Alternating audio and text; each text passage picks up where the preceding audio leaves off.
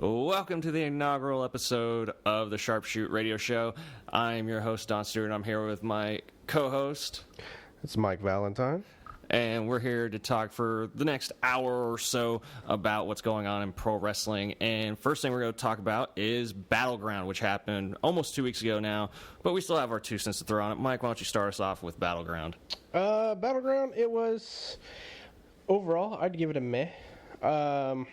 So, I mean, we got a nice little list of matches that were decent, I guess.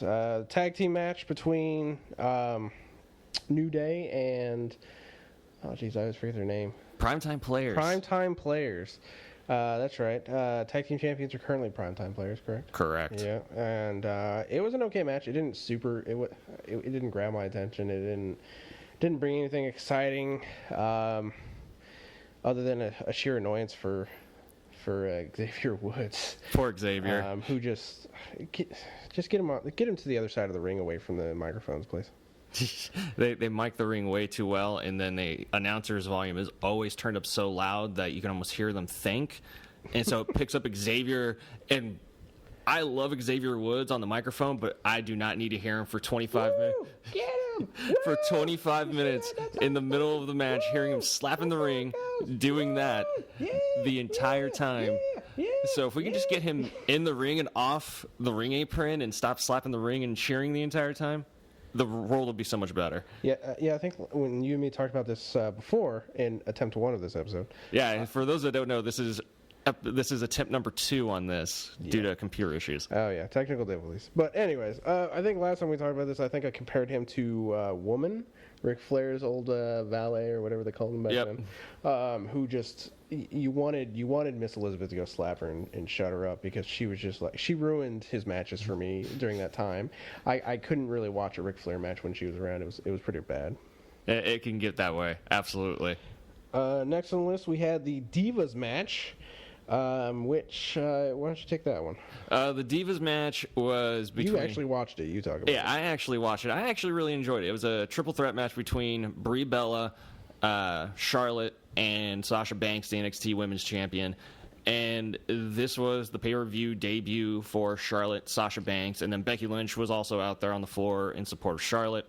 It was a really good match. They ended up doing the smart thing, which was Brie Bella would get 1 or 2 shots of offense in. They would knock her out of the ring, and then it would turn into a singles match for 3 or 4 minutes. And then, Sasha and Charlotte just have very fucking good chemistry together. They were tag team partners in NXT, and then they feuded over the belt. So they worked really well together. And then Brie would come back in, get 1 or 2 shots in, and then get tossed out. There was a couple dive spots in there. Which I'm okay. I'm tired of the Bellas. Yeah, and that's the thing. Like, the Bella Twins, they've been on TV for a very long time. They had, like, a 9-month break from TV, 4 years ago or something like that. And then they got back. Like a boob job or something? Yes, Nikki came off TV with no boobs and then came back onto TV, and all of a sudden she had D boobs. She pulled what I like to call, when I talk about it, she pulled a Stephanie McMahon. That she did pull a Stephanie. Only there's no Chris Jericho to call her out on it. See, and that's the thing. Like, at least if you watch Total Divas, they will, like, that first season they would make jokes about her boob job. But you can't do that on a PG show. You can do that on a TV-14 show, which is why Jericho could get away with it back in the day. The good old days. Yeah, the old days. But overall, the match was really good. Charlotte went over with the figure 8. It was a very impressive debut for Sasha and Charlotte. I'm really looking forward to see where they go to from this point with them. Yeah. I'd really like to say, before I get hate for not watching the match, because I know maybe somebody might comment, screw Mike for not watching the Divas division and supporting women in wrestling. I didn't realize that the NXT Divas were in it, or else I would have watched it. That does make a difference. All I saw was the opening where the Bellas came out, and I was like, skip, because I didn't realize the match was booked for NXT women, because I love the NXT women. I love Charlotte. Sasha, I didn't like her at first, but she's grown on me. Yeah. And I've always loved Paige. She has the best gimmick for the NXT women. I love Sasha Banks' gimmick. Yeah, and you know what? Here's the difference. Here's why I don't like WWE Divas. The way they do WWE Divas compared to NXT. NXT treats them like what they are. They're wrestlers. WWE writes them as like high school mean girls. Like literally, I think the fight between the Bellas and Paige have been like, nobody even likes you. Why are you here? And it's like, I don't want to watch that shit. Come on. I had a thing for Lindsay Lohan when she was actually attractive, and I didn't watch that fucking Mean Girls movie. I don't want to watch it in WWE. I'm sorry. That was my only reason to watch that movie 11 years ago, is because Lindsay Lohan was just smoke back then. Yeah. Times have changed. Now she has smoked herself into, I think, into the 50s now. She looks like she does not look well. But yeah, I meant to go back and watch that match after you said NXT chicks were in there, and I did not. And Charlotte, I like watching Charlotte. She's very talented. I do like that she calls herself Charlotte, yet she does give a hint that she is Ric Flair, but she calls herself Charlotte and kind of drops the name Flair because she clearly, you can tell she doesn't want to ride Ric Flair's coattails. Well, and that was also by design because they wanted to, when they first signed her, they didn't want to have her be Ashley Flair. Everybody knows who she is. Yeah. Because everybody, she looks like Flair. She walks and talks like Flair. How tall is she, by the way? She's really tall. 6'1", I think. Jesus Christ. So, yeah, which is why she towers over all the other girls, because she's got great legs. She's got not quite as good as Stacy Keibler legs, but she's got good legs. Oh, Stacy. Yeah, it's a soft spot for all of us, is Stacy. Yeah. Miss Hancock. WCW days, if you David don't know. Flair and Mrs. Hancock. Miss Hancock. But yeah, and she's super talented. I guess you could say she's got a flair for it. If you're gonna do it with flair. Exactly. All right. Next was the Sheamus Orton match, which I can't remember if that was the opening or if that was. That was the opener. Was Sheamus and Orton. Pretty decent for an opener, especially for a a not very big pay-per-view. It's just Battlegrounds. It wasn't anything super fancy. It started really good. I know you don't like Sheamus. I like Sheamus. Orton, I do enjoy watching him. He's entertaining. It's nice to see when he's going to get that RKO in, but at the same time, I think we agreed on the fact that his growth is a little too slow. He's done the same. Like, his moveset has been almost exactly the same since he pretty much started doing the RKO. And that was like 2003. Yeah, and I think we discussed that last time recently. Because he's added a few things. Like, he's added that snap power slam, and then he was doing like the punk kick, and then he started doing like the angle slam. But he's been doing the same work style, which, and I know I've talked to you about this in the past, is that if this was the 70s or early 80s, he would be one of the best territory workers. Oh, yeah. Because he works a territory style, but on the national stage, it's a little slow, it's a little too methodical, but, once you get halfway through the match and he starts kicking in gears, it's like, oh, wow, like, Orton can really move now. So the first half of the match, to me, was not very fun. Once it got about the 10-minute mark, it started getting very, very good. Yeah, it's weird, because he's got to kind of... It almost seems like he has to warm up at the beginning, where Sheamus comes out and he's immediately intense. Absolutely. Not just because of the light that reflects off his super pale body, but it makes me look tan. Exactly. But Sheamus has this. Once he's in the ring, he's intense. He's playing mind games like from the get go. And Orton, he has a style where he's got to build up. But I agree, he's getting a little stale after how he's been there for what. 13 years, something like that? Since 2002, I think is when they brought him up. And you got to come out with something new, or something. I don't know. Bring back something old. I wouldn't mind seeing him do. Triple H does the. I think it's an inverted Indian Deathlock. Yeah, I believe. He does. I would not mind seeing Orton bring out some old submission moves or something. He doesn't really have any submission moves. He doesn't. You'll see him every now and then. He'll do like sleeper holds and stuff like that. But I think just because of the way his style is, you can do like an Indian Deathlock, and of course they wouldn't say Indian Deathlock on TV because it's not PC. But maybe like even doing like the old spinning toe hold. Terry Funk was still using that in ECW. So it's something that it's working a body part, which is what Orton does. He works a body part. Yeah, and he can twist his body around, so he would actually look pretty good doing the toe hold. Yeah, like doing a drop toe hold into the actual toe hold. Absolutely. It would look really smooth from Orton. Yeah, which for a big guy, he is probably the smoothest guy who's above 6'4" on that roster. Oh, yeah. I think also we talked about the idea of him doing some kind of working the neck type submission, more neck crank style stuff, to kind of build up to the RKO, to where suddenly you're having to worry about, is he injuring these guys doing the RKO, and you give him another heel turn because he ends up injuring a favorite or something. Yep. To give him, another great run as a heel. Because right now he's face, but he's a baby face. He's like a what's that? He's like a neutral face. Yeah, he's a tweener at this point. Like he's that shades of gray guy that like Rocky was back in the day, where he has heelish mannerisms, but he's still a baby face. Yeah. Which there's only a handful of guys that worked for, Rocky being one of them. But Orton's not on that level. He's naturally heel because everybody knows he's better as a heel than he is a face. Yeah. So essentially, what's happening is he's being put against guys who are actually being pushed harder as heels, and therefore he's looking more face than heel. Yeah. But he doesn't play a good heel. He's never really been a great heel. The only time he's ever been a good heel was when he feuded with Hunter. That's true. Going into Mania, what was that? The Mania that Flair retired. That was a good one. Yeah, that was at Mania 24. So you're talking that was 7 years ago. Yeah. I mean, so yeah, we'll see what happens with them. Oh yeah, and then of course the IC title match was canceled, postponed, whatever you want to call it. Why don't you? Staph infection's a bitch. At least they caught this one, CM Punk. Ryback caught this one. The doctor did not. Yeah. So I mean, Ryback's out with a staph infection. But that didn't stop the Miz from coming out and wasting our time. And then Big Show came out and didn't really do or say anything. Kind of just chased the Miz out of the ring, and that was it. So I'm wondering, are we going to see maybe another Big Show face turn? Probably.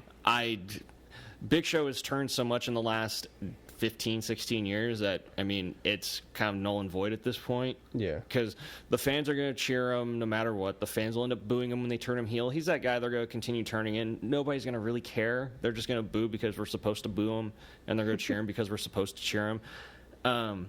Whereas The Miz is the eternal heel that no matter when he was going on that babyface run when Flair was supposed to be his manager and he's doing the figure four, he was getting booed out of every single building, and then when he's a heel, he still gets booed out of every single building.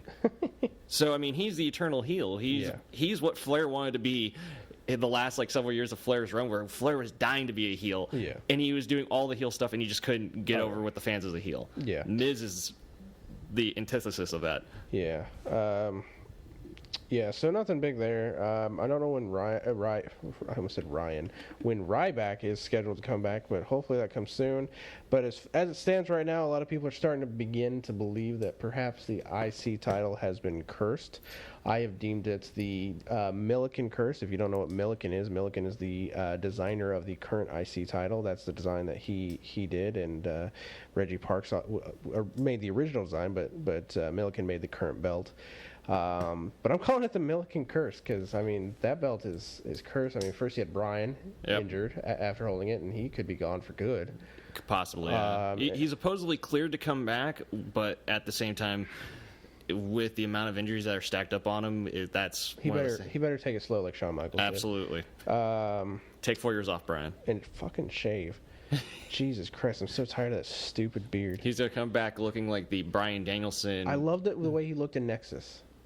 Oh yeah, the short blonde hair and no facial hair. Yeah, he just short hair, man. He looked like Randy Orton. I mean, if you want to have like a short goatee to medium length goatee, that's fine. But don't look like you came out of the mountains 2 weeks ago. He is a caveman. And put on tights and are ready to wrestle. But no, I mean, still the most over guy in that company. Yeah, I mean, so not sure what that's going to go. So no clue what they're trying to do with Ryback right now, but we'll see. He's clearly face right now, so we'll see where he goes. All right, now we're just going to go ahead and move on to our big matches. The only two that anybody really cared about. Yeah. Cena and Owens. Take it away. Cena and Owens 3, the rubber match to end all rubber matches, allegedly, was far better than Cena Owens 2, in my opinion. I've gone on record on my other podcast about that being a video game match where it was just always on special, just doing finisher after finisher. This match was not that way. They did kick out of a lot of stuff, but it was more slowed pace at the beginning, a lot more actual wrestling involved. It was just a very solid match. Cena does go over. He gets the win, retains the U.S. title. Boo. Yeah, that's pretty much my thought on it as well. Don't know where they go to from this point with Cena. Owens has dropped down the card immensely at this point. He's now feuding with Cesaro. where if he would have won the U.S. belt, this could have been the push for Cesaro to kind of move, or pardon me, for Owens to move up that card. Like Actually, Cesaro, where the hell did that come from? Well, if he was actually feuding with Cesaro over the U.S. belt, it'd probably be okay. But the fact that, Owens loses to Cena, Cena keeps the belt for God knows what reason. It really isn't doing anything at this point, keeping it on him. And Owens is now feuding with Cesaro in a mid-card match. Overall, as a match itself, it was really good. Nowhere near as good as that first match they had, which was a classic. But overall, it was a decent match. Yeah, I love Owens. I loved him when he was Steen. He plays a great heel despite how he looks and despite how he sounds on the mic. He plays an amazing heel. He's always been a great heel. How they'll ever make him face, I can't even begin to imagine, because I don't even know what they're doing with him right now. But as far as the Cena match goes, it was a Cena match. Literally on our rating system, it was a Cena match. It was at least a 5. No, it was a 5 out of 10. I'm kidding. That was actually match 2. Was probably maybe 5. It was.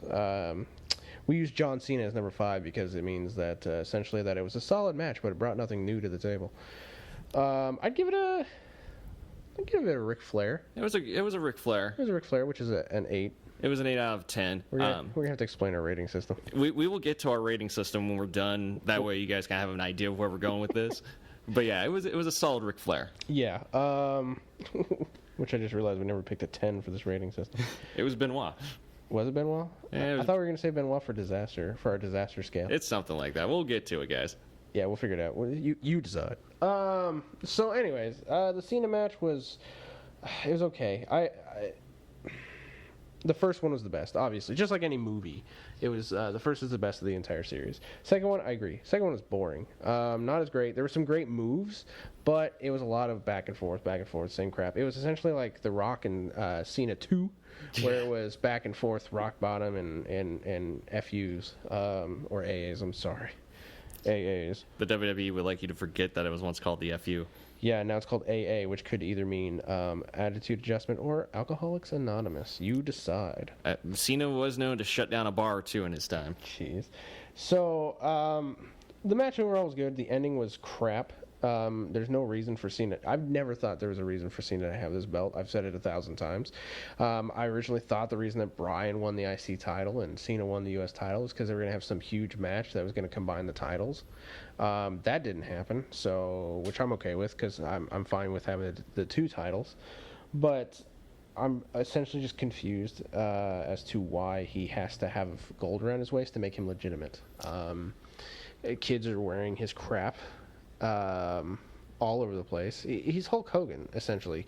Hulk Hogan didn't need a belt to be big. They just gave him a belt because he was the face of the company. But Cena doesn't need one. Yet here we see Cena with the U.S. title, and it's fine if you lose it. Owens should have won because Owens had this strong debut. Owens was on fire. People loved him. I loved watching him. What was the point of him losing the NXT belt to Finn Balor and not having him get the U.S. belt? That was my biggest contention from it. That's a big problem I have with how WWE sometimes treats certain heels like that, where when they fall hard, and they shouldn't have done that with Owens.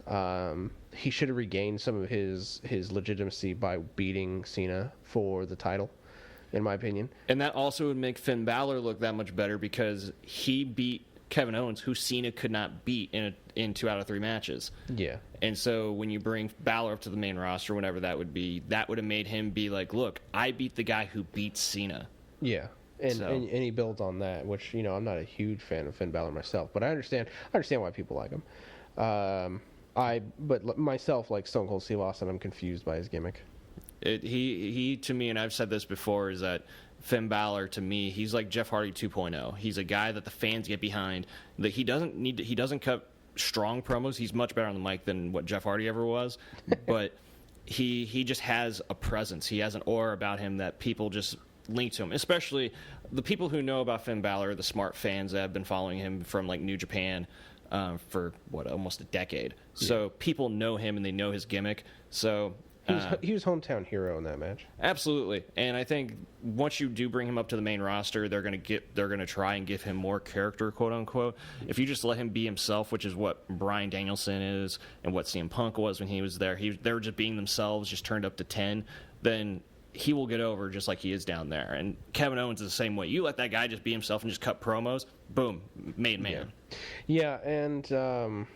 I mean, as far as Finn Balor is concerned, I don't like his. I'll just come out on the record. I don't like his special.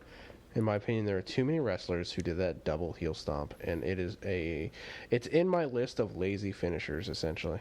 It's nowhere near as good as when Loki used to do the Warrior's Way, where he would do the double foot stomp on the back of the guy's head. That's cool. I like that. Also very dangerous, depending on which guy is taking it. Exactly. Who's the guy in TNA who used to do it all the time? I can't remember his name.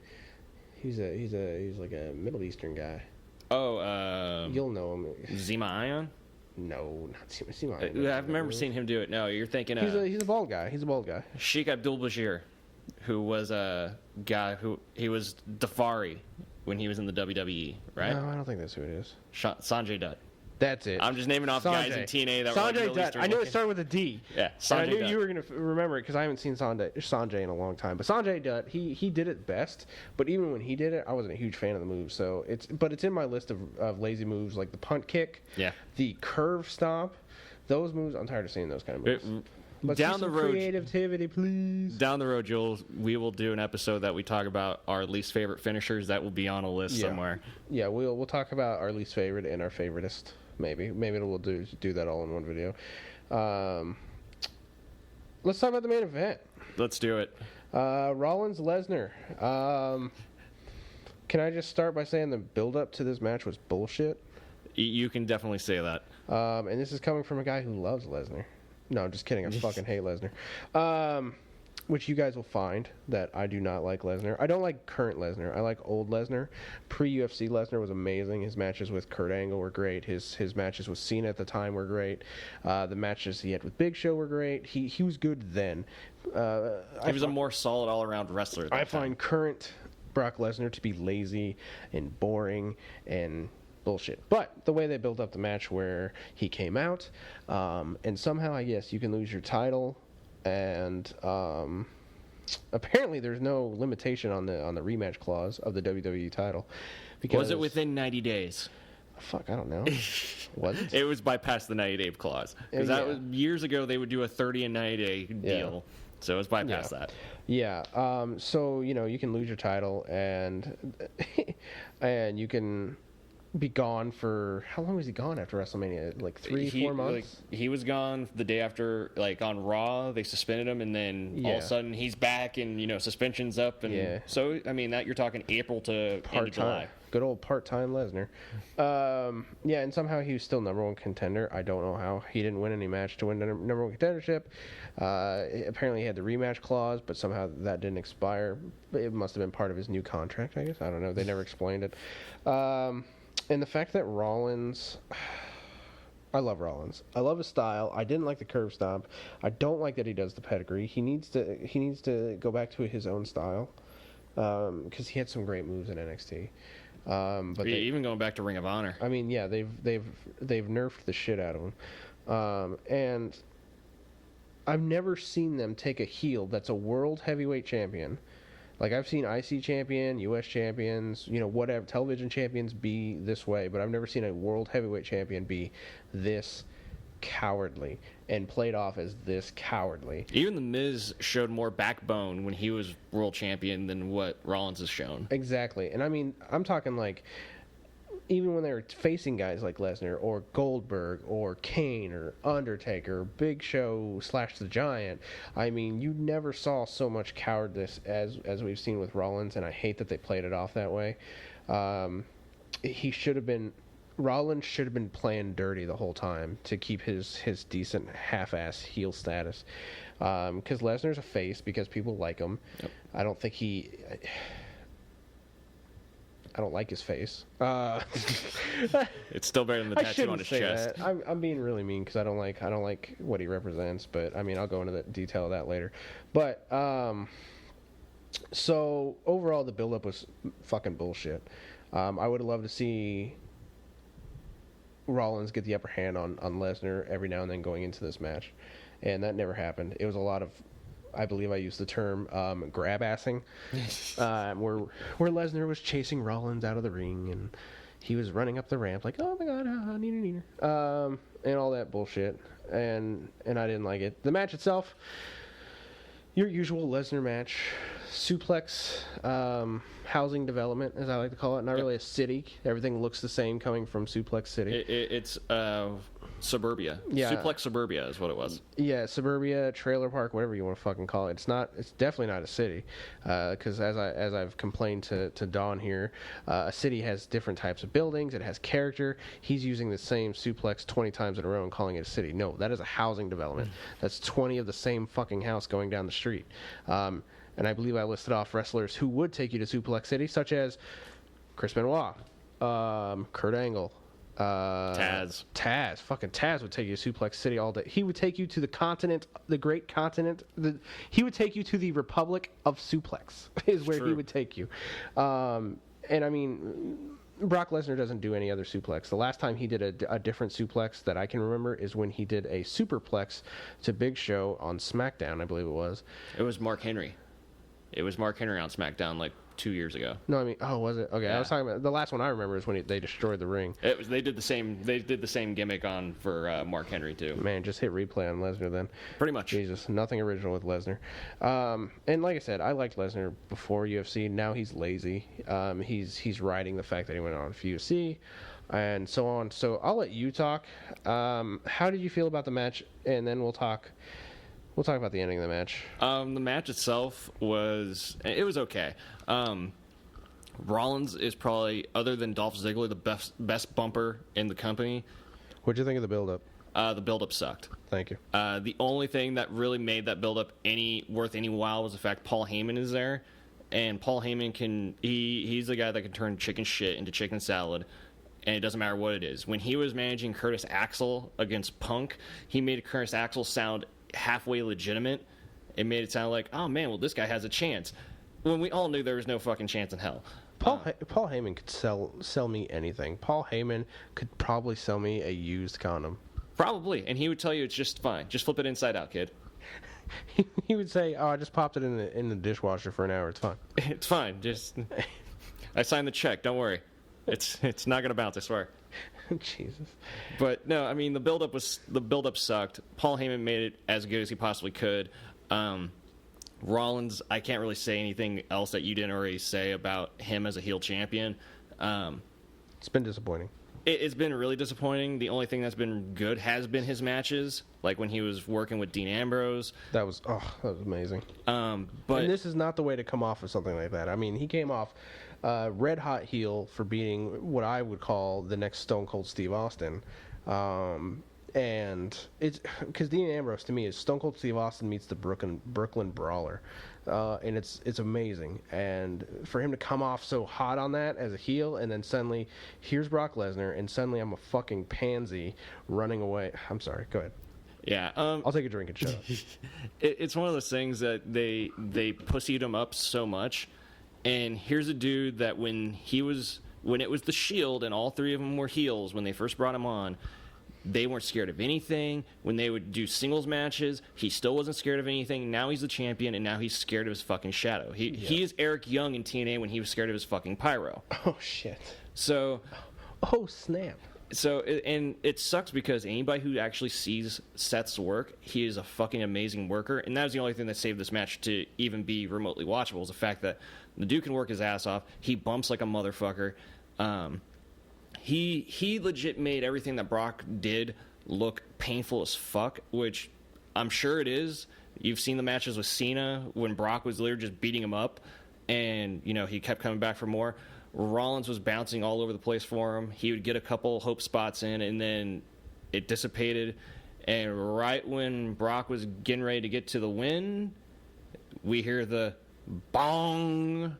Bong. And the lights went out, the lights came back on, and who was standing in the ring but The Undertaker, making his triumphant return from his, sabbatical, wherever the fuck he was after WrestleMania. Pulling his own little Lesnar, essentially. and he faced off with Lesnar. Lesnar looked like he saw a ghost, which the way that Taker was looking, he actually looked like he was dead for a while. He's looked better, that's for He's sure. definitely looked better. And we say that in jest. I mean, I understand the guy's in his 50s, and he's broken down at this point, but he did not look very good. The thing that led up into it was there is a kick in the balls, the classic low blow. That is a heel move that he did, and he picked him up, gave him 2 tombstone pile drivers, which he nearly dropped him on the second one, and that was the end of the show. Oh, yeah. Show was disappointing after that. Yeah, no bell to signal the end of the match, no disqualification. Not even sure where the referee went when Taker showed up. Where was Rollins, too? The ref was gone and Rollins was gone. Rollins was gone, too. I don't know what the heck happened to that. Yeah, he just kind of... I don't know if they both dove under the ring when they went, oh, shit, it's Taker. Yeah. Run. Yeah, I wasn't surprised by it because I knew Undertaker was coming because I had heard about it before it happened. Actually, what I had heard was Undertaker was coming to the Raw that happening in our town of Kansas City, and that's when I knew he was going to show up at Battlegrounds. Is when I heard he was coming to Raw. Yeah, because there was no point for him to show up on a Raw. Instead of when he could be on a pay-per-view. Yeah, I was thinking, there was only maybe a 25% chance that he wasn't going to show up on Battlegrounds, and those aren't good odds to bet against. But the ending was fine. I mean, I'm fine. I'm just glad Lesnar didn't walk away champion. I don't want to see another part-time champion. I don't want to see a belt that's never on any shows other than when he needs to come down and have Heyman talk. I don't want to see that again. I think it hurt the legitimacy of the title when he did it the first time. Taker, he didn't look great. He was so pissed off and in a hurry to get there. Clearly, he didn't have time to shave. Because I'm honestly been a lot of people's point of contention with Taker. On dude, this one. I've never seen body hair on this man, and other than his facial hair, and I mean, you could see it. It was like, whoa, I didn't even know you grew hair there, man. So I mean, hopefully he can get into some better shape before SummerSlam.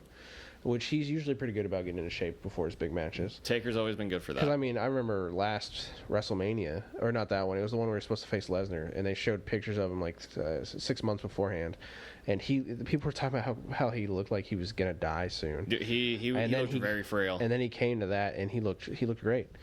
But, yeah, overall, it's obvious where this is going. I talked about it last time. I don't know how much you agreed with. I don't remember, but essentially, I'm gonna essentially go with what my theory of this storyline is going to be for SummerSlam. They're pushing this concept that Lesnar has been not undefeated. I guess technically undefeated. He has not been pinned nor submitted in 2 years. So they're pushing that. They started pushing that. Leading up to Battlegrounds, and then they mention it at Battlegrounds. So clearly what they're doing is they're pushing this Undertaker's revenge storyline. That's what I'm going with. I mean, that's the only reason Undertaker showed up, was revenge for the streak. And the revenge is going to be if Undertaker can legitimately cause Lesnar to tap out, submit, lose by submission or pinfall at SummerSlam. So it's going to be essentially, you ended my streak, I'm going to end yours. That's the idea anyways. I think anyways. I don't know what you think. I think it's going to be one of those things where I think this is going to be building to Mania. So I think they're going to do this 3-match series. It's going to be going in. Please no. I don't want it, but I think that's where they're going to end up going with it. I see this being Taker getting his win back. And then this, by Hell's Gate submission. That's what I see. I hope. I want to see it. AKA the Go-Go Plata. I mean, he's not going to tap. Lesnar's not going to tap. Lesnar as a babyface. Heyman's either going to throw in the towel or he's going to pass out. Since Brock is a babyface, that's what I wouldn't mind seeing that, honestly. I wouldn't mind seeing, he's got it on him. I remember the first time Undertaker was doing the Hell's Gate, people would start bleeding from the mouth. I wouldn't mind seeing that, and then Heyman sees that, and he has no choice but to throw in the towel. Yep. And then I wouldn't mind seeing some heat between Lesnar and Heyman because Lesnar's pissed off for him throwing in the towel. I actually wouldn't mind that. That could be where you turn Paul Heyman heel.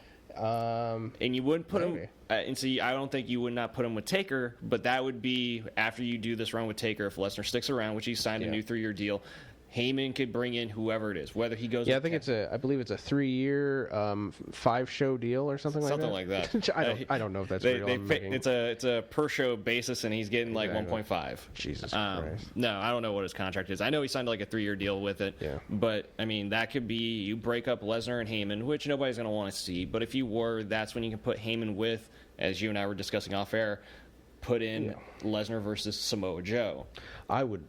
That is which is what people. I've heard people have been wanting that for years now. I don't like Lesnar, and honestly, I didn't hear about it when I thought of how I wanted to see it. But when Samoa Joe showed up to NXT, I said, you know what, this is the only match that I would look forward to seeing Lesnar in, is him and Samoa Joe, because Samoa Joe does have a little MMA background. Like he didn't do MMA, but he has a moveset that feels it. Him and Angle, I believe, even had an MMA style cage match in TNA. Lockdown, like 2008. It was amazing. It was a great match, and him to bring that over and put that onto Lesnar, I mean, would be phenomenal. And the thing is that Joe looks legitimate versus you put him in there with Ryback, who's just a musclehead. I think that's another guy that would take you to Suplex City, by the way. Oh, yeah. I mean, Samoa Joe would take you to Suplex City. I would like to see Brock versus a young William Regal, who would also take you to Suplex City. Yeah, that's the one we left out that we forgot. Yeah, we left out William Regal, which Classic Regal, man. Anybody who knows me knows that I'm a huge William Regal mark. What was that terrible gimmick he had in WWE? What was that? He was Manly the Man. He was the man's man, William Regal. Man. Jesus. Greatest entrance music ever, especially for an English guy. That's actually the music that I walk into work with. It is. I've heard it before. But with that kind of being the case, we're going to cut this section off, and we're going to move on to section number 2, which is very topical. I don't get to have my Lesnar rant in this episode? Do you want to have your Lesnar rant? I do. I want people to understand. Okay, you've got 2 minutes to do your Lesnar rant. 2 minutes? Only 2 minutes? Only 2 minutes. 2 minutes starting at 37. Hold on. Wait, 9, 8, Jesus. 7, Okay. 6, So go. Lesnar, my problem with Lesnar is simply the fact of what I feel he represents in this company.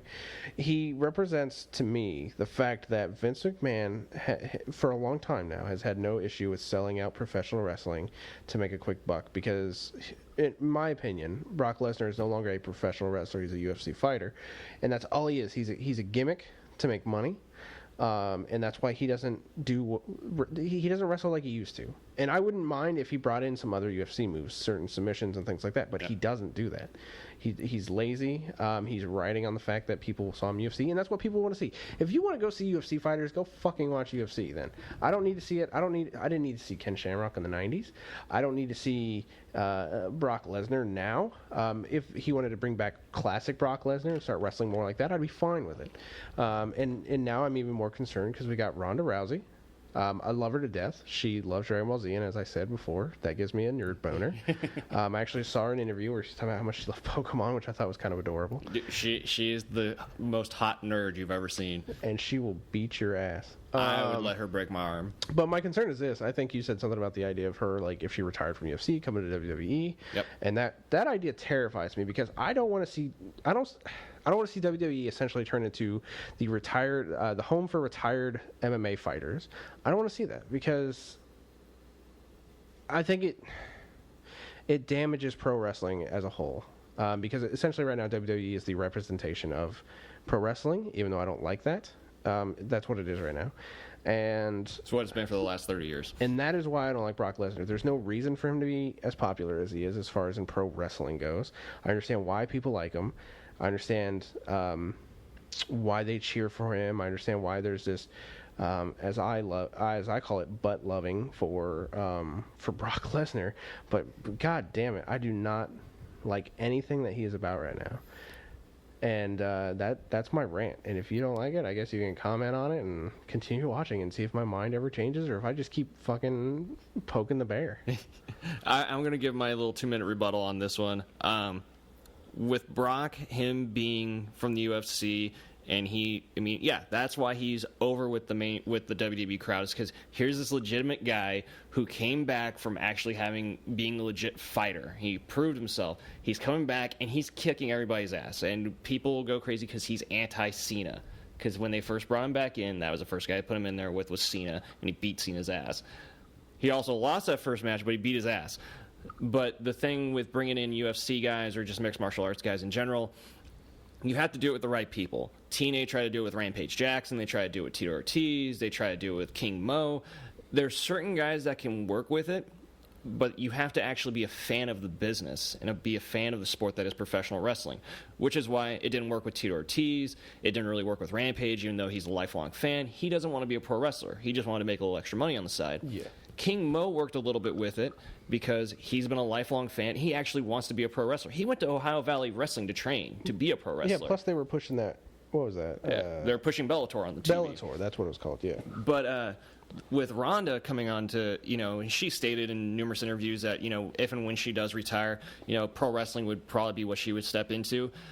She, with the crop of women they have in NXT now, being trained by Sarah Del Rey, who has a legitimate wrestling background, you can look at them, and if Ronda was getting there with Nikki Bella or Alicia Fox or Tamina, there is no legitimacy in any of those girls that can make you think that they could take on Ronda Rousey. But if you put her in there with somebody like Charlotte, who's got a height advantage on her, who has a legitimate athletic background, granted it's in like volleyball, but having a wrestling background with her father, who was a high school wrestler, you could bridge that story in there. And so as the women's division gets bigger and more exposed and has more of a legitimate quote-unquote look to it, you can bring in a Ronda Rousey who's going to draw pay-per-view buys, who's going to draw people's eyes to the TV, which is no different than what CM Punk's going to do when he debuts in UFC. So it's just bringing more eyes to the TV, and that's what you want, because people are going to be spending money, and you want people to spend money on your product. And with that, that's the end of my rebuttal rant. And with that, we're going to end this part, and we're going to go on to our next topic, which is the most topical thing at the moment, and we will get to that in a moment. All right, guys, and on to the next topic, which is the biggest thing going on in the world of pro wrestling the last week and a half, and that is the Hulk Hogan tragedy, so to speak. Tragedy? He's not dead. He's not dead, but his career in anything involving being outside of his house is dead. But Hulkamania might be dead. Hulk Hogan, in his sex tape that was quote-unquote leaked from Gawker, there's been little things that have been leaked onto the internet from that tape of stuff that he said in it, involving racial slurs and using the N-word quite frequently and fluently, like it's second nature to him. Talking about his daughter's record career and how, if all he wants her to do, if she's going to be with, be with them ends, as he would say, why can't it be a 7-foot tall N that is a basketball player? He wants the Kardashian life for his daughter. Pretty much. If she started dating, I don't know what's the guy's name, Lamar Odom, who's the guy that was married to Khloe Kardashian, or maybe LeBron James. If he got divorced, he'd want Brooke to be with him. But this, and then there was also another one that came out of him using some gay slurs as well. Which I didn't hear about that one. Yeah, that one just got released 2 days ago, I believe. So, Hogan is in deep shit for all this. He got fired from the WWE. I need context for the gay one. WWE also took him off the website. He is no longer listed as an alum. He's no longer listed. All mentions of Hulk Hogan have been taken off the website. This has gone so far that even TNA, that nobody even gives two shits about TNA Impact Wrestling at this point, TNA's even taken mentions of him off their website, including all of his merchandise, which was probably the best-selling stuff they had other than, like, Jeff Hardy. This is... I've made the joke to Mike on numerous occasions that they've gone Benoit with Hogan on this. People have come to Hogan's defense, people that really nobody cares about, but there's been people that have come out to quasi give him a little bit of support, including Mick Foley has come out and gave him a little bit of support and love. Jim Ross has, said, in the 7 years he worked with Terry, he doesn't have anything but positive things to say about him. Booker T has said, everybody makes mistakes, and now you have to learn to live with the mistakes you've made. Virgil and Kamala come out in full support of him. Which, that's fine. I know that Taz has been very outspoken of the fact that And I agree with him that the N-word should not be in everyday speech at this point. It is a dirty word. It is, that should be, instead of the 7 filthy words that, George Carlin used to say, the N-word is on there. Like, you can take fuck off that list and put the N-word on that list. It should be a word that should never be said. And Taz has stated that. This has pretty much ruined Hulk Hogan's career. And granted, I understand his career has been pretty much over, but this guy was trying to live off of, the WWE's Legend contract and his sponsorship and advertisement deals he had with certain companies. And now that's all gone. And now he's really just striving for this $100 million lawsuit against Gawker for this sex tape. And this isn't good for him. Everything that's coming out now is not good for him. What is kind of your thoughts on this, Mike? It's crap. No. I get it. I get why he's in trouble. I get why the WWE reacted the way they did. I don't agree with how they're handling it. I agree. They fired him from Tough Enough. That's fine. I understand that. That's cool. I'm fine with them pulling his merchandise. That's okay, I guess. But to go as far as and that's the thing. I don't know if he's pulled completely off the Hall of Fame or if his profile's just been temporarily removed from it. We haven't heard anything about that specifically. If he's actually just completely out of the Hall of Fame. And I think what my favorite thing is the fact that somebody pointed out the fact that Hulk Hogan was removed from the Hall of Fame, or the website anyways, for using the N-word. Yet Sheik... And don't get us wrong, we all love Sheiky Baby. I love the Sheik. He's hilarious. He's great. Fuck Hogan. Sometimes I'll just say it. Sometimes I'll just say that when I'm having a bad day. He loves to talk bad about Jews, and yet gays. Yeah. And here we have Hogan, who's still in the Hall of Fame, and I think it's because obviously Hogan's a little bit more forefront than Sheik is right now. I mean, Sheik's not on Tough Enough, even though you said you would love to see that. I would like to see Sheik cut promos on people. I would. Could you imagine a Sheik rant on some random blonde girl who just fell and hit her head, and you'd just be like, "Yo, what's fucking wrong with you? I can't believe I gave my heart to this business." Ha! Yeah, Sheik's always entertaining. Yeah, and I don't agree how they're treating this as serious as the Benoit situation. I've said a few times, essentially what WWE has done is they've said that saying the N-word is... it's in the same ballpark. Apparently. It's in the same ballpark as killing your family and killing yourself. It's in the same ballpark as a murder-suicide involving your family, and that's not true. No, it's that's not true. And the biggest problem is we live in this PC era that we're in, where you have to say something nice or you don't get to say shit at all. And that's the way we're run right now. I mean, look at Paula Deen. Yeah. Paula Deen is the only real person you can kind of compare to this, and her situation's even more ridiculous because she didn't even say it. She wasn't recorded saying it. She was in an interview and admitted to saying the N-word 20 It was like fucking years ago. 25 years ago. 20 fucking years ago, this woman says the N-word and explains it as, she's Southern. It was just a word to them. It didn't mean anything. She didn't mean malice by it or anything. That's what they used down there back then. And yet her career is gone, destroyed, and she's forever labeled a racist for something she did 20 years ago. And this is only 8 years ago for Hogan. And, so I'm not surprised it happened, considering what happened to Paula Deen. But I am surprised at what I would consider a severe overreaction. And I blame Obama. I'm sick of it, man. Obviously you do. See, the thing is, if this would have been it came up in an interview and somebody was like, well, did you ever, when you were coming up, did you ever, because you're from Florida, Southern culture, did the N-word ever come up? And if Hogan was like, yeah, when I was younger, I used to say it, but, I don't now, that'd be different versus they have this on film and it's on tape and he's been in interviews. They actually released a prison conversation that he had with Nick, his son, when he was in prison. Oh, yeah. And he used it openly in that conversation as well.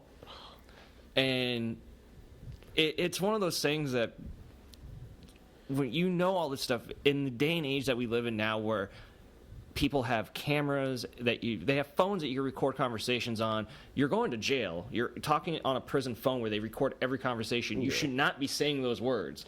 Which was funny because he was talking Carney half the time. Yeah. And it's like, okay, you're speaking Carney. Couldn't you Carney that up a little bit more when you're talking to your son who's been raised on Carney speak?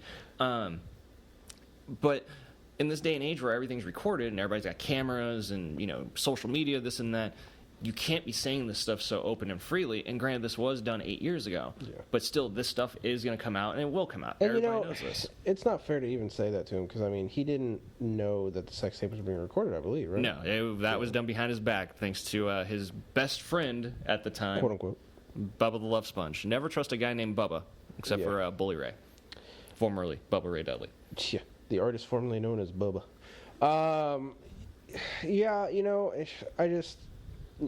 I've told you how I feel about political correctness and censorship and all that. It's the biggest infringement on the First Amendment, in my opinion. And, had this come out 9 years ago when it actually happened, it probably wouldn't be as big of a deal. People would probably have forgotten about it by now. Yeah, people would have forgotten about it by the next week, but right now people are just up in arms about it because everybody's super sensitive right now.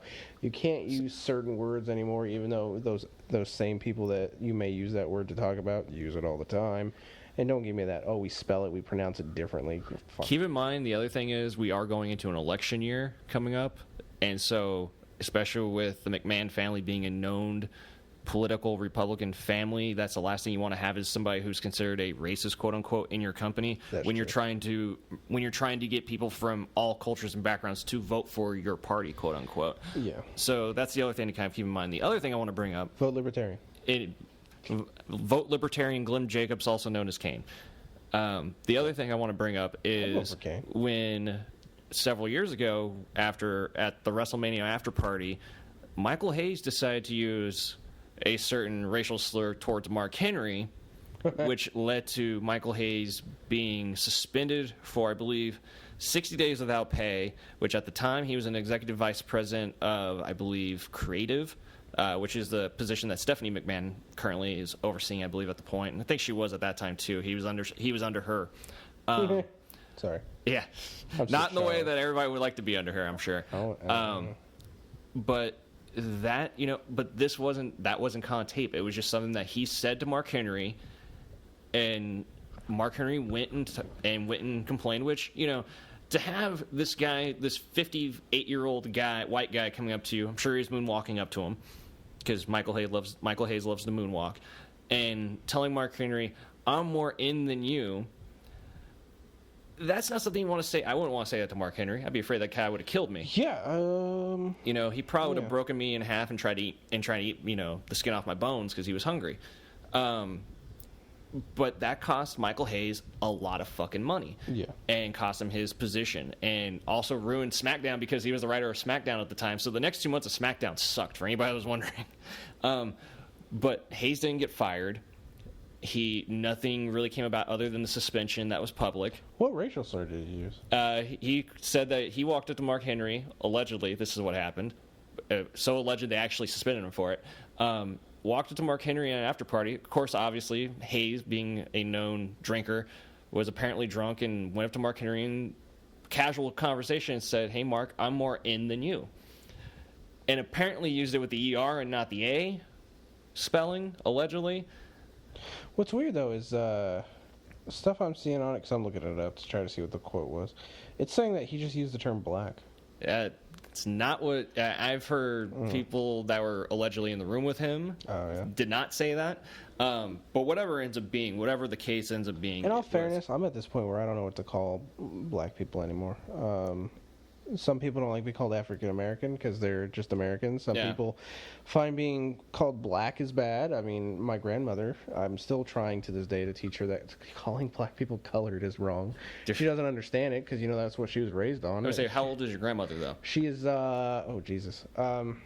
70 something. I was gonna say I don't think she's as old as Jesus. Jesus is like 3,000 years old, right? No, no, and that's another thing that people don't realize is like, if you grow up with certain words, it's hard to deprogram yourself to not use those words, even if you don't mean any harm by it. My grandmother calls black people colored people all the time, and she doesn't mean it in any racial harmful way.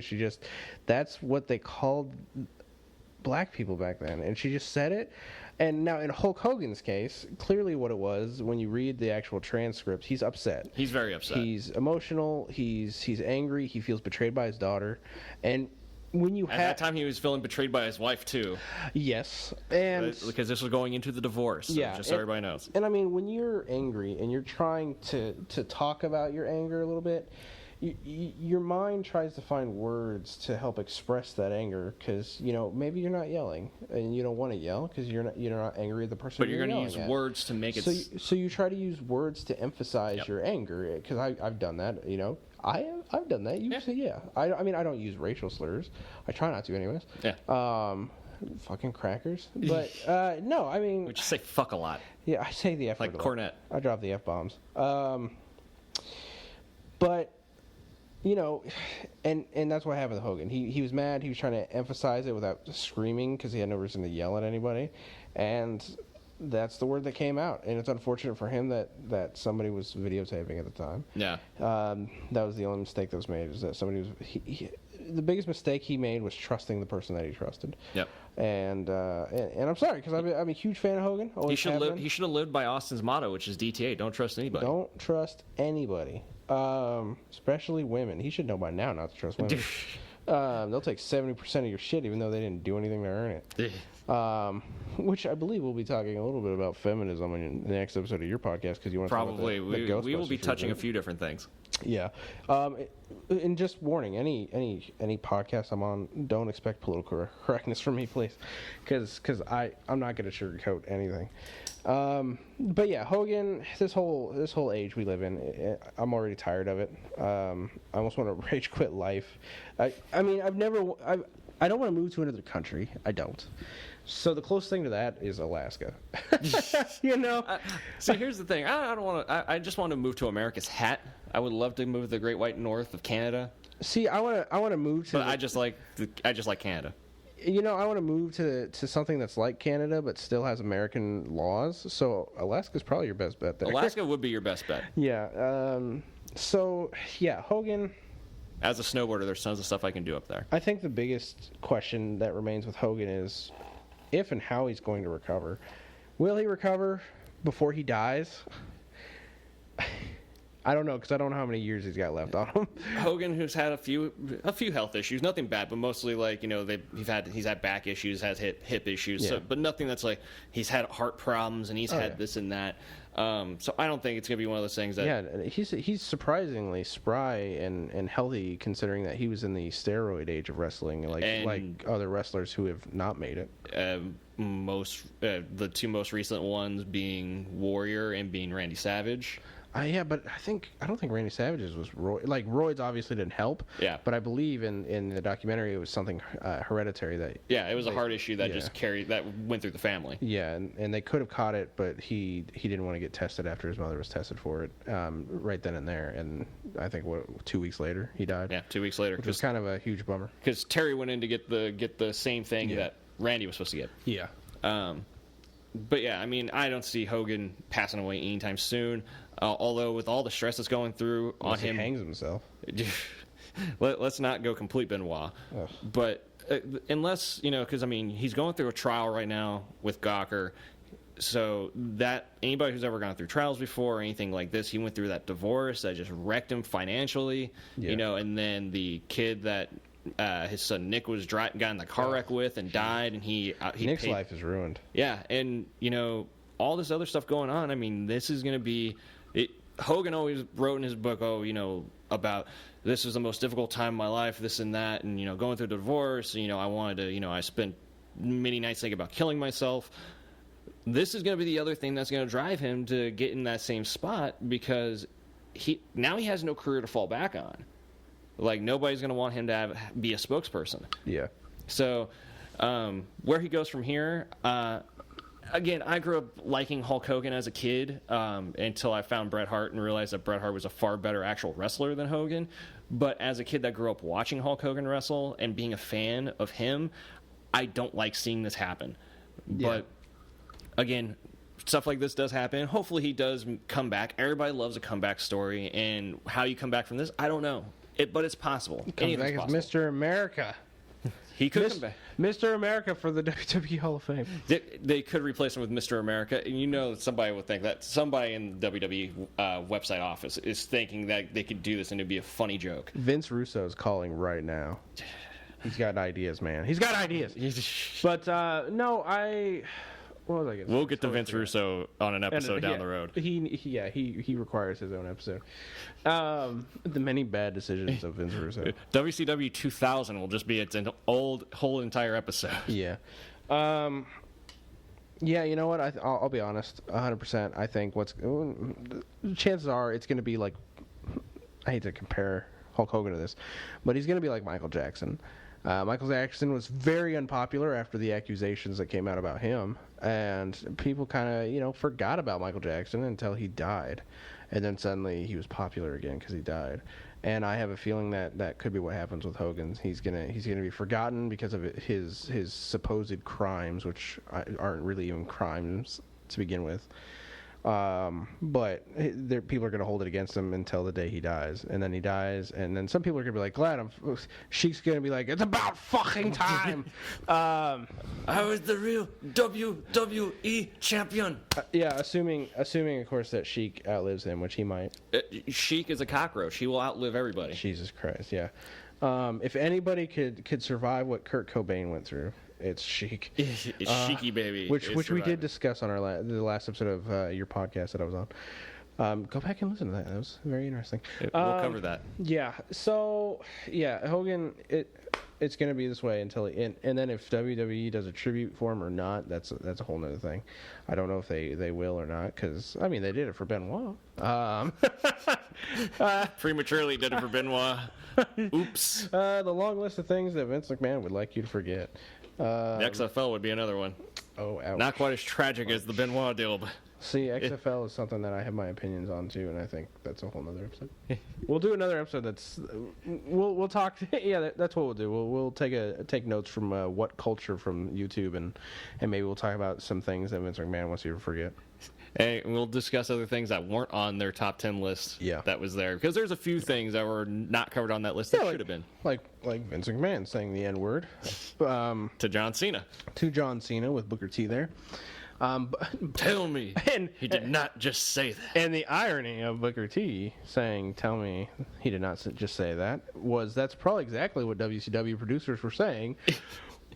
When actually, if I remember correctly, I remember reading a Booker T interview. He might even said it in his book. I haven't read his book, but I'm sure he covered it somewhere in there. But I know in interviews, after he finished doing the infamous Hulk Hogan, "We Coming for You" promo, he walked.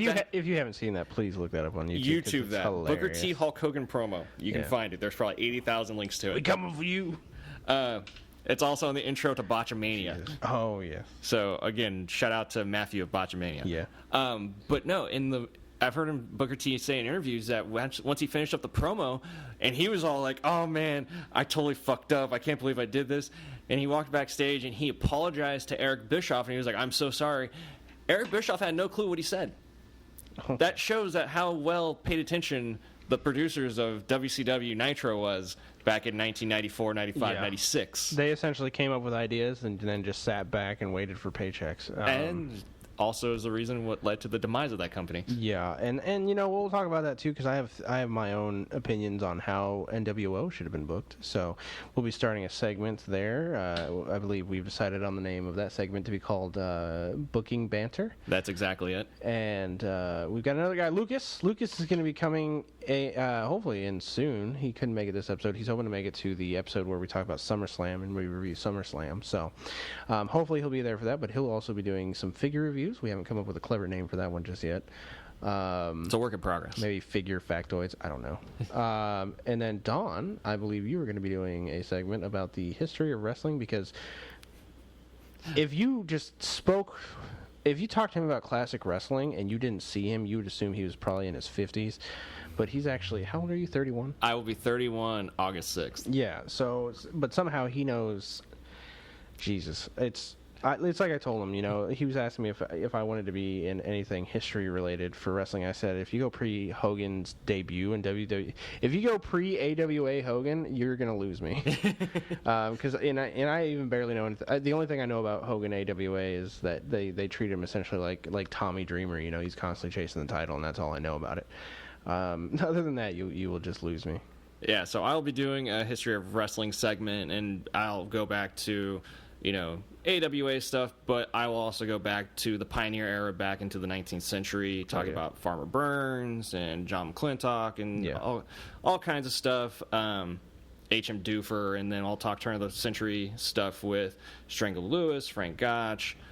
So we'll talk Memphis wrestling, because of all the territories that had very strong histories, Memphis has got some of my favorite history to it. So we'll cover all kinds of stuff. Memphis is good when you talk history of wrestling. You know, just Lawler alone is a good. You can do like a 5-hour show just talking Jerry Lawler in Memphis wrestling. So we'll cover all kinds of stuff. So expect us to cover the past of wrestling, the present of wrestling, and of course the future of wrestling. And then pulling a Marty McFly and talking about how we would travel back in time and change things if we could. And maybe how we would book stuff in the future, maybe. And we will cover all that.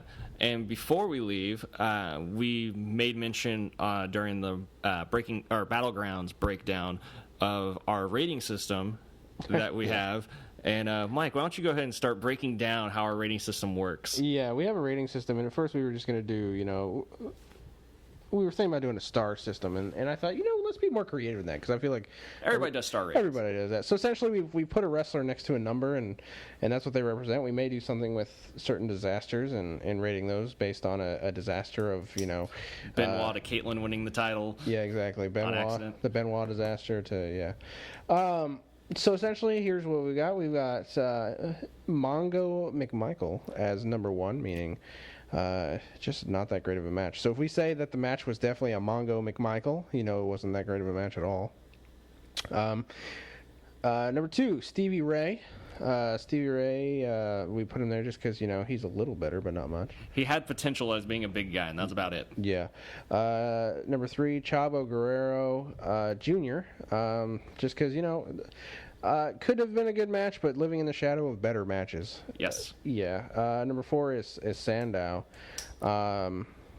Essentially a match that was held back by something. Earlier, you heard me say that the John Cena match was a John Cena, which is a number 5. And as I said, that represents solid match, but brings absolutely nothing new to the table. Triple H is number 6, and I don't remember why we picked Triple H for number 6. The main reason we did Hunter as number 6 was it was a good, solid match, but it wasn't anything impressive. It was a great match, but it was a step up above a Cena. It was a great match, but it blew a quad there at the end. Number 7 is Bret Hart, because you gotta have Bret Hart on the list, and we couldn't find a better place than him for Bret Hart, because you love Bret Hart. I love Bret Hart. Me, I've seen better. I shouldn't say. Speaking of which, better would be. I don't want to give. I hope he doesn't hear this. I don't want to give him another stroke.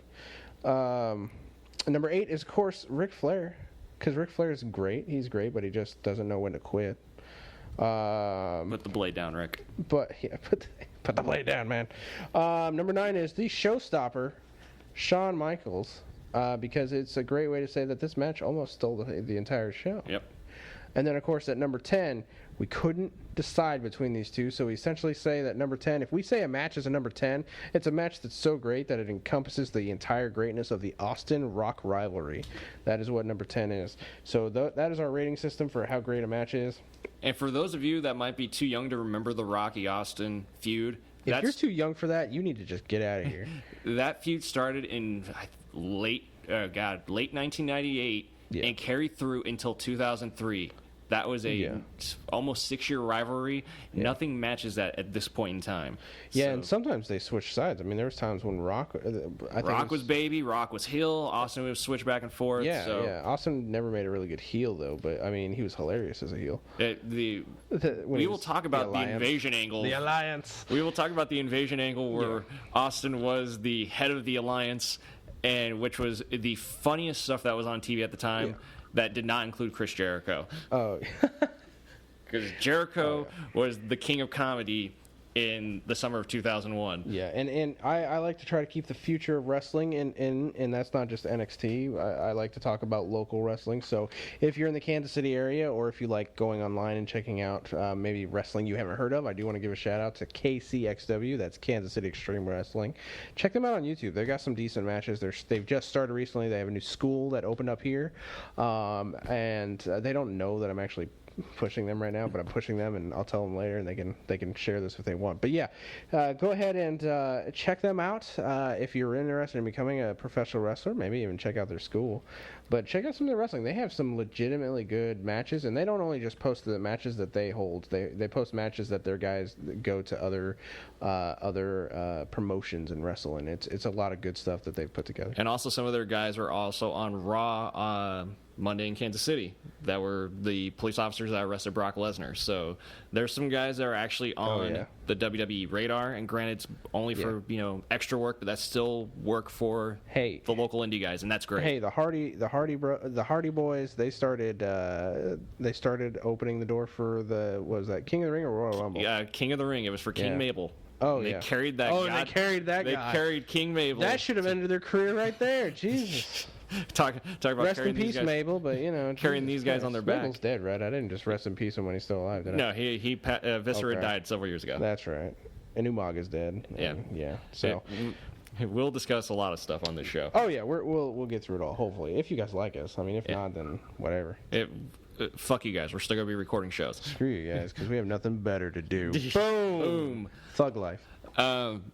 With that being said, we're going to go ahead and cut the show off. I want to go ahead and do quick plugs. You can find both Mike and I on Facebook, Mike Valentine, Don Stewart on Facebook. Holy crap, I don't have like a fan page or anything. They're going to be stalking my real page.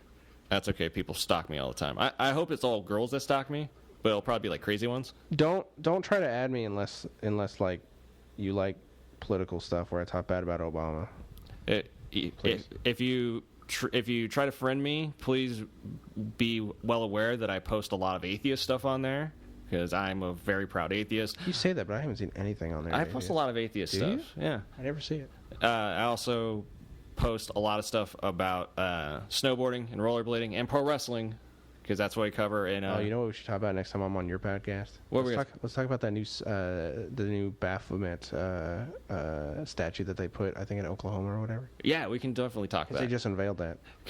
And the reason Mike's bringing this up, the other podcast that I do, and you can find this at SoundCloud.com, and you can just put in the Miscellaneous Podcast. SoundCloud. SoundCloud.com/DJ Tech 9. That's DJTEK and the number 9. Whoa, somebody should sue you. Yeah, I know. I've actually had that name before him. Shots fired. Shots fired to the local KC. Do you spell it with a 9? I actually spell it with the 9. Do you really? Yeah.